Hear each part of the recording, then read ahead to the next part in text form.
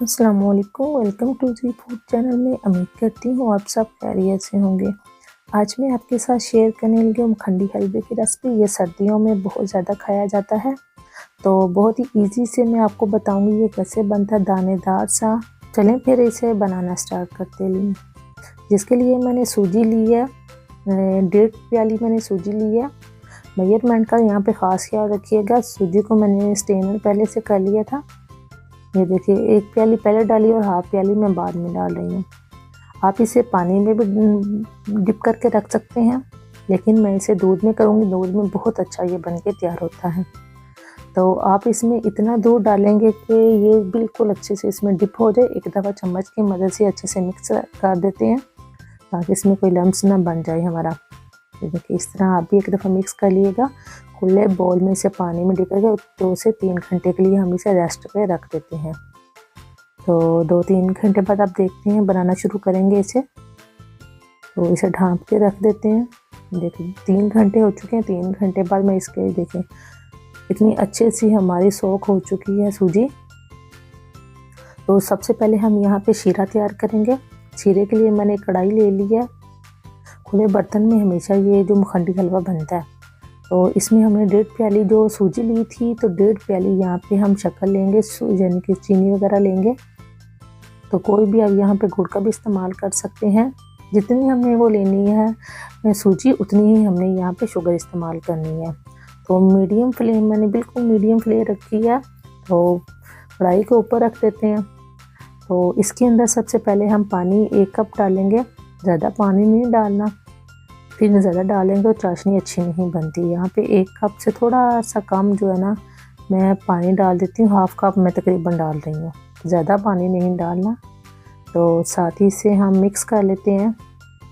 अब इसके अंदर उतनी देर तक हम चम्मच चलाएंगे जब तक ये चीनी जो अच्छे से डिज़ोल्व ना हो जाए। तो ये देखिए, चीनी अच्छे से मेल्ट होना शुरू हो चुकी है, तो पक भी रही है अच्छी सी चाशनी। ये देखिए, चीनी हमारी सारी जो है अंदर इसके मेल्ट हो चुकी है। तो अब यहाँ पे हम इसमें डालेंगे ऑयल। ऑयल हमने अपनी क्वांटिटी के हिसाब से आप डाल सकते हैं सारी चीज़ें। तो मैं यहाँ पे 2 प्याली जो है ऑयल ज़्यादा डालूँगी, ये बाद में निकल जाएगा।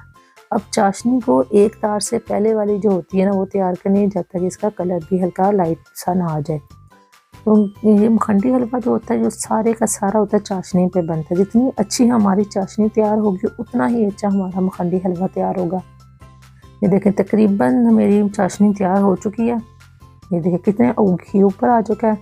तो अब इसके अंदर हम सूजी डाल देते हैं दूध समेत ही, जो हमने पहले से आराम से डालेंगे, क्योंकि घी के छींटे वगैरह पड़ने का डर होता है। यहाँ पे आराम से सूजी सारी इसके अंदर डाल देते हैं।